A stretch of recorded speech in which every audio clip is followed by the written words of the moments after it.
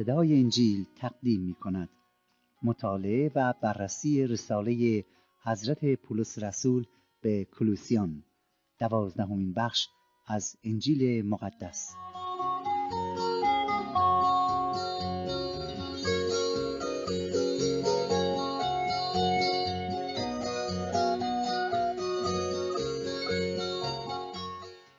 برادران و خواهران عزیزم، خسته نباشید. فیض و شادی خدا یکتا بر شما باد. امیدوارم که روز خود را با مطالعه کردن کلام خدا آغاز کرده و طالب شنیدن ندای حق باشید. به یاد داشته باشید که هر وقت گفتار خدا را مطالعه می‌کنید و یا میشنوید، این خداست که در حقیقت داره با شما صحبت میکنه. پس چه خوب است که سراسر وجود خود را متوجه او و کلام مقدسش بکنیم تا فیض و رحمت و قدرت را یافته و از او هدایت شویم. در ادامه مطالعه کلام خدا در برنامه این ساعت ازتون دعوت میکنم که اگر انجیل مقدس رو در اختیار دارید، لطفاً آن رو به فصل دوم از رساله حضرت پولس رسول به مسیحیان شهر کولوسیه بگشایید تا از آیه 11 دنبال کلام خدا را با یکدیگر مطالعه کرده و از خداوند تمنا کنیم که با عطا کردن روح القدسش ما را تعلیم بدهد. پیام ما را از رادیو صدای انجیل میشنوید.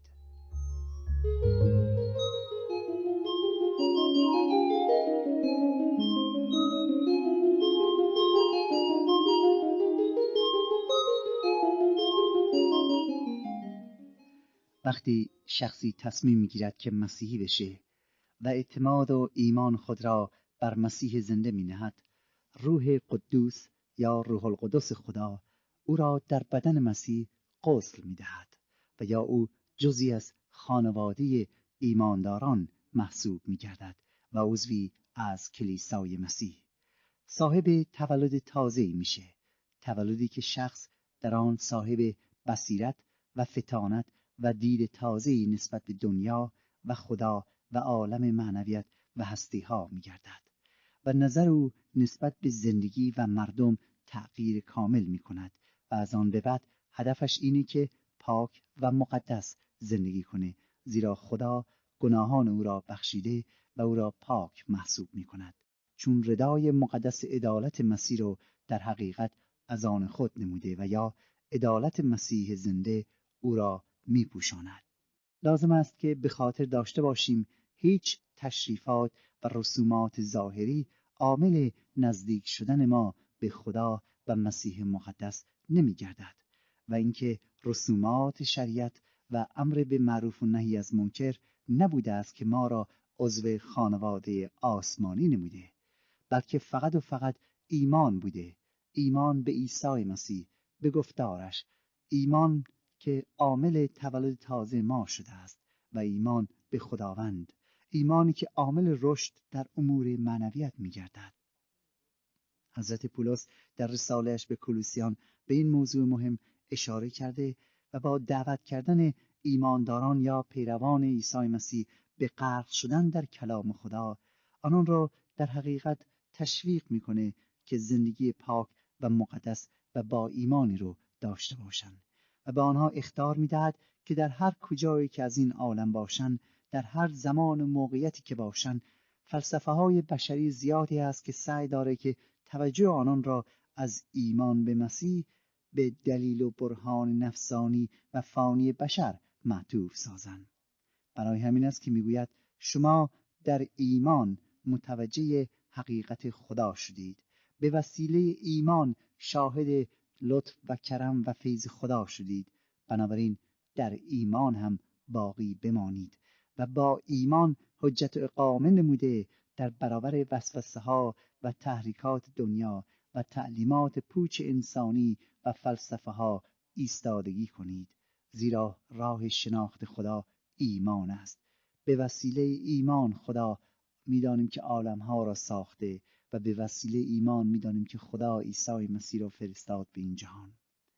از آیه 11 الی 15 در دنباله تعلیمات خود رسول خدا اینطور میگوید، میفرماید شما در مسیح مختون شده اید به ختنه‌ای ناساخته به دست، یعنی بیرون کردن بدن جسمانی به وسیله اختنان مسیح و با وی در تعمید مدفون گشتید که در آن هم برخیزانیده شدید به ایمان بر عمل خدا که او را از مردگان برخیزانید و شما را که در خطایا و نامختونی جسم خود مرده بودید با او زنده گردانید، چون که همه خطایای شما را آمرزید و آن دستخطی را که ضد ما و مشتمل بر فرایض و به خلاف ما بود محو ساخت و آن را به صلیب خود میخ زده از میان برداشت و از خویشتن ریاسات و قوات را بیرون کرده آنها را علانیةً آشکار نمود چون بر آنها ظفر یافت.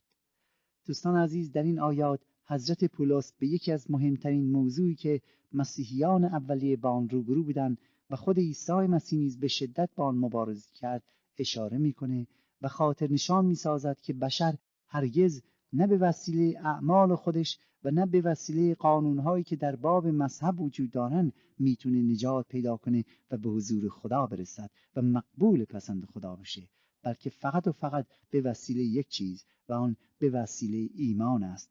ایمان به آنچه که خدا برای نجات او انجام داده است و پذیرفتن آن میسر. دوستان عزیز، تعلیمات غلطی که در کلیسای کولوسیه پیش آمده بود از چند شعبه آبیاری میشد.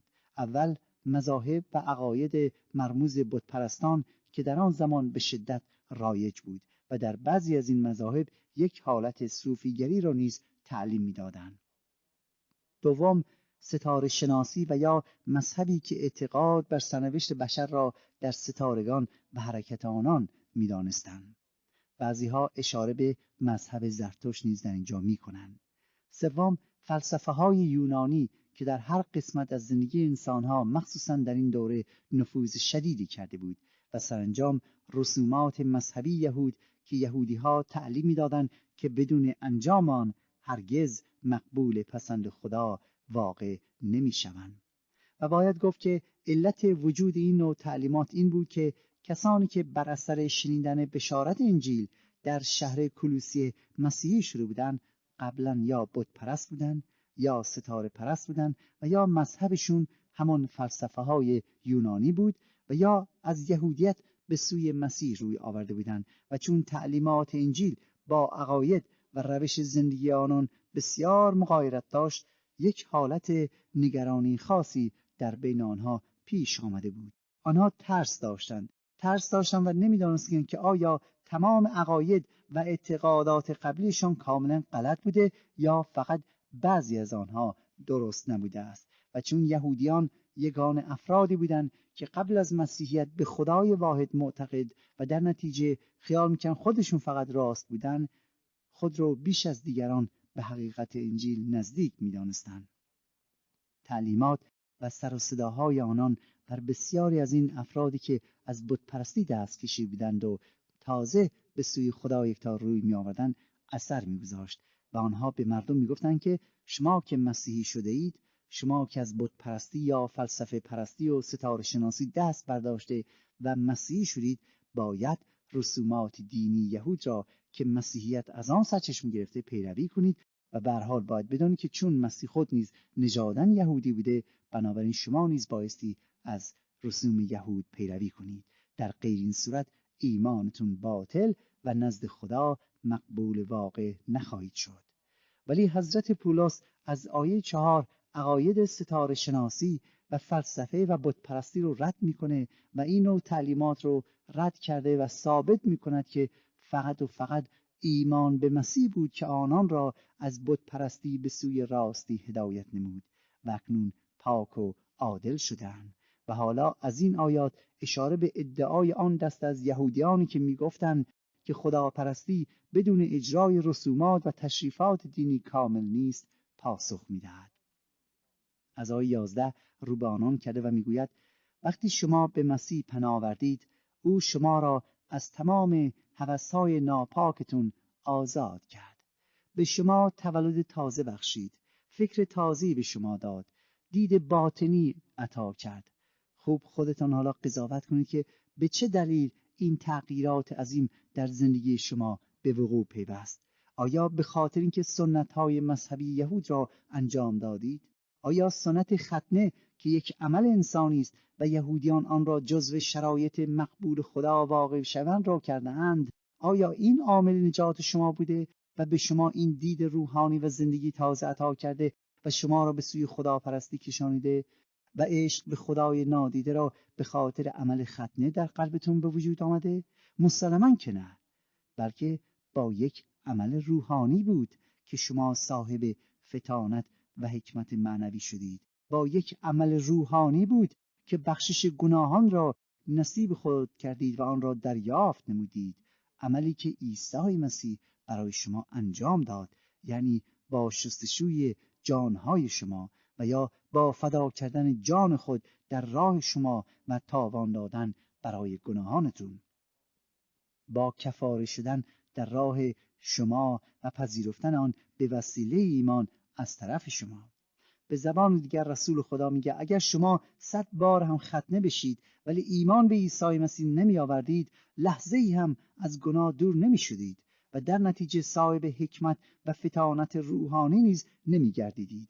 اگر شما ای مسیحیان شهر کلوسیه امروز ملاحظه میکنید که خداوند به شما برکت داده به خاطر ایمانتون بوده و نه به خاطر تشریفات مذهبی. اگر شما روزه می گرفتید و 7 بار مثل یهودیا هر روز به سوی اورشلیم دعا می کردید ولی ایمان به مسیح نمی آوردید، امروز عادل و پاک محسوب نمی شدید. ولی ایمان شما عامل گردید که مقبول خدا باشید، ایمان به کاری که مسیح برای شما انجام داد.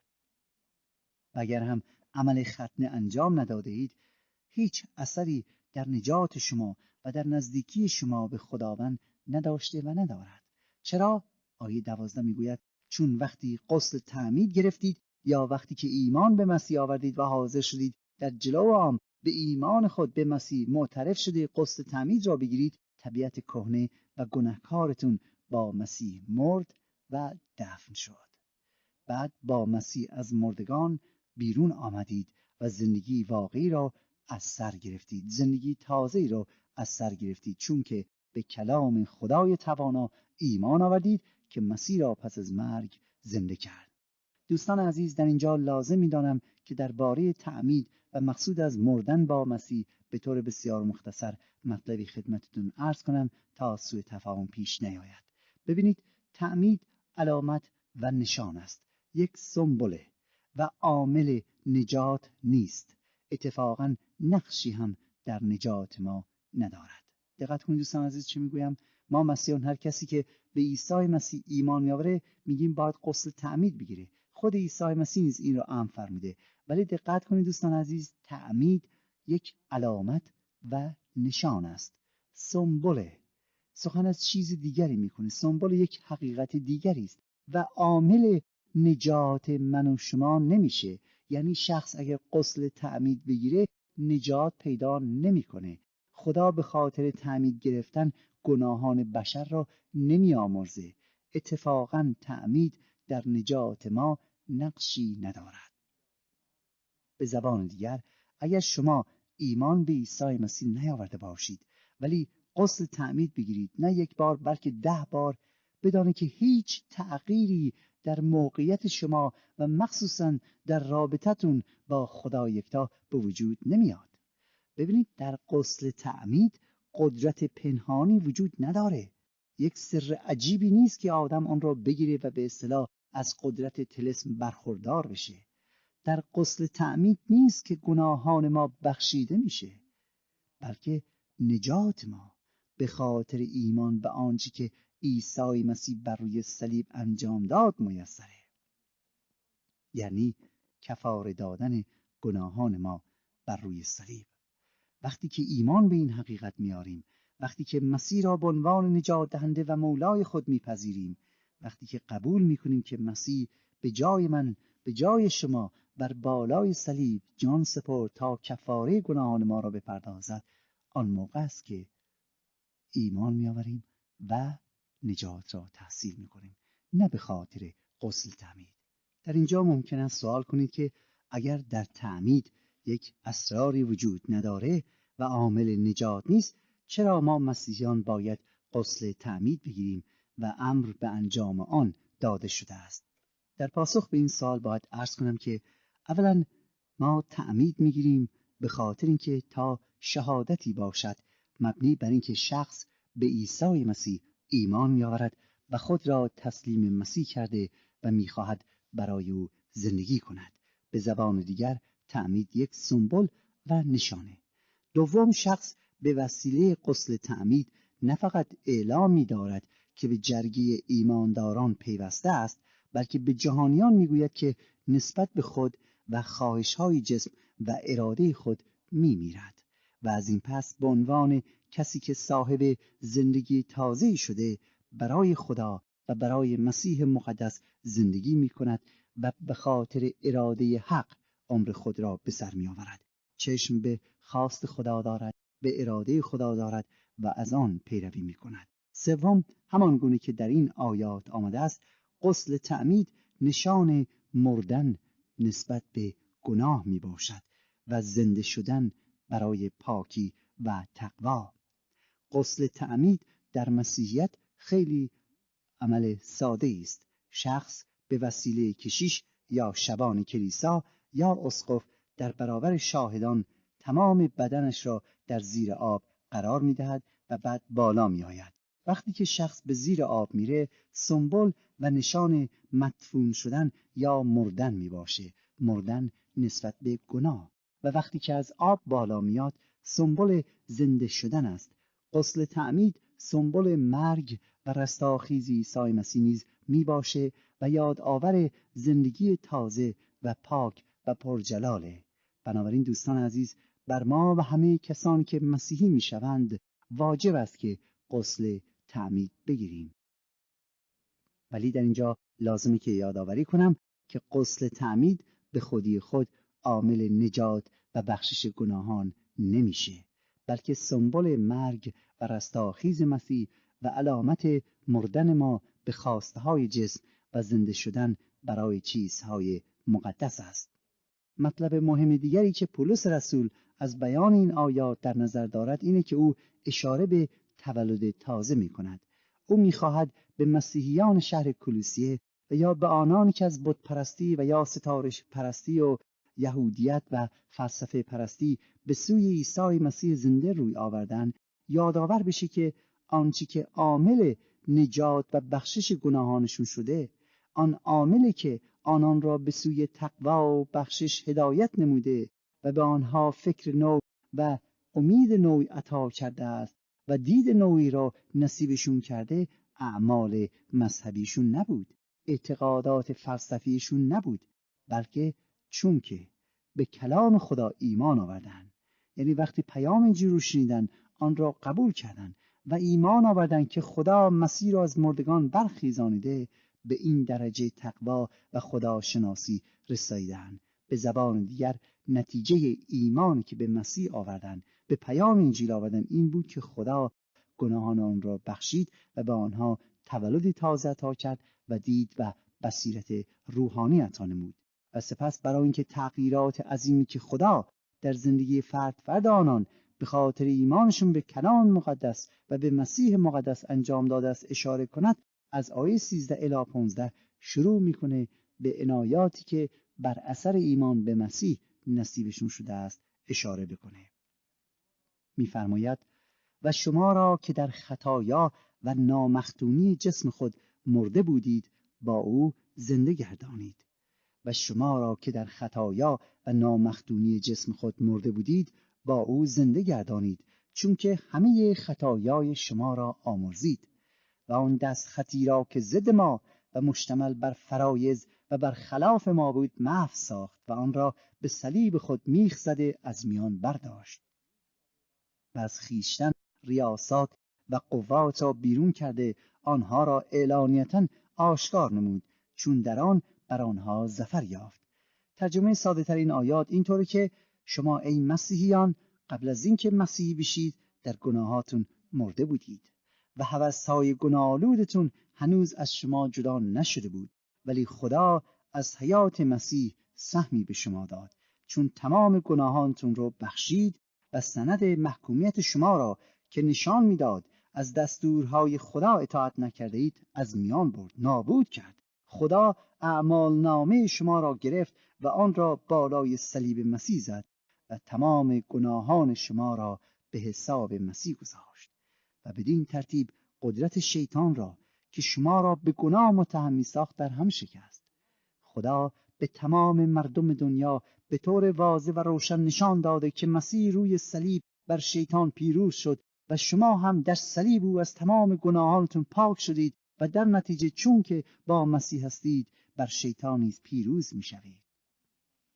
دوستان عزیز، وقتی به معنی این آیات بسیار مهم توجه و دقت مبذول بدارید، سخن از عنایات و لطف عظیم خدا می‌کند و نشان می‌دهد که چگونه ما می‌توانیم جواب و نیاز واقعی خود را، یعنی رها شدن از اسارت و ظلمت شرارت، به دست بیاوریم. زیرا به هر حال هدف همه مردمی که طالب خدا هستند اینه که راهی بیابند تا بتونن از شر گناهانی که آنان را اسیر و در بند خود کرده و مانع رسیدن به خالق است بیابند. مسیحیان شهر کولوسیه از این آزادی بهره‌مند شده و صاحب حیات جاودان شده بودند. تجربیاتشون و تغییرات عظیمی که در زندگیشون رخ داده بود همه گواه این واقعیت بود که خداوند آنان را به خاطر ایمانی که به عیسی مسیح آورده بود بخشیده و آنها صاحب نجات بودند و در نتیجه نامشون در دفتر حیات برای ابدیت ثبت شده بود. برای آنها ثابت شده بود که خدا آنها را بخشیده و دیگر گناهانشون رو به حساب نمی آورد. دوست عزیز، آیا شما طالب این چنین اطمینان هستی؟ آیا قلباً می‌خواهی بدانی که به راستی خداوند گناهان شما را بخشیده و به شما حیات جاودان عطا کرده است؟ اگر این اطمینان رو داشته باشید می‌دانم که هرگز از مرگ نخواهید ترسید. چرا؟ چون می‌دانید که مرگ در حقیقت دریچه‌ای است که شما را به سوی خالق خود و حیات ابدی و بهشت سماوی هدایت می‌کند. در آیه 13 پولس میگه که ای مسیحیان عزیز، کافی است که به زندگی گذشته خود نگاه کنید تا متوجه حقانیت نجاتی که به وسیله ایمان به مسیح دریافت نمودید بشید. زمانی شما در گناهانتون مرده بودید یا قبل از اینکه مسیحی بشید هیچ رابطه حقیقی با خالق خود نداشتید و در حقیقت خدا را هم نمیشناختید و نه فقط با خدا رابطه‌ای نداشتید و او را نمیشناختید بلکه اسیر هم بودید، اسیر هوا و هوس و خودخواهی‌ها و شرارت و گناه، دزدی، حقه بازی، کلک و غیره. بنده شیطان بودید. چرا؟ چون که در گناه اسیر بودید. و وقتی که اسیر گناه باشید مسلماً که از حیات الهی، از بهشت موعود نیز بی بهره بودید و آنچه که در انتظارتان بود همان آتش جهنم بوده. این حالت و موقعیت شما تا قبل از اینکه به مسیح ایمان بیاورید بوده. افکارتون آلوده بود، حرفای دهنتون زشت و ناپاک بود. ولی ببینید، به خاطر قبول کردن پیام انجیل و یا به خاطر ایمان آوردن به کلام خدا و پیروی کردن از عیسی مسیح امروز نه فقط موفق به شناخت خدا یکتا شده اید، نه فقط قدرت خدا را در زندگیتون دریافت کردید تا دیگر افکارتون، حرفایتون، اعمالتون در پی چیزهای زشت نباشه، بلکه خدا از حیات عیسی مسیح نیز سهمی به شما داده. یا خدا شما را شریک در حیات ازلی و جاودانه عیسی مسیح کرده است. دقت کنید دوستان، خدا شما را شریک در حیات ازلی و جاودانه عیسی مسیح کرده است. یعنی همان گونه که مسیح مقدس برای ابدیت زنده است و در حضور خداست، شما نیز اکنون این عطیه جاودانه را از خدا دریافت کرده اید. چرا؟ آیا به خاطر اینکه لیاقتش رو داشتید؟ آیا به خاطر اینکه مذهبی بودید؟